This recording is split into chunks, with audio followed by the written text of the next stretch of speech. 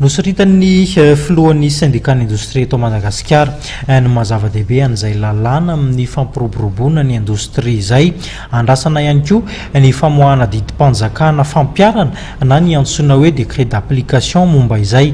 Horantsika avy hatrany ihany koa ny faneho-kevitra manodidina izay.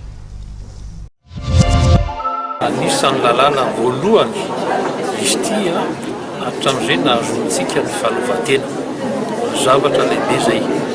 Tsy resaka hoe politika na ninona zany fa zavatra lehibe efa mahatsiaro tena zany zao ny fanjakana fa ny industrialisation dia anisany lalana izay avoantsika amin'ny fahatrana.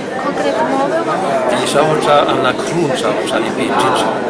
Voalohany indrindra ny iominasa miasa zany ianao manao industrie zany dia hanorina rasy ianao, ary rehefa miasa hanorina dia milamina fa milamina zany.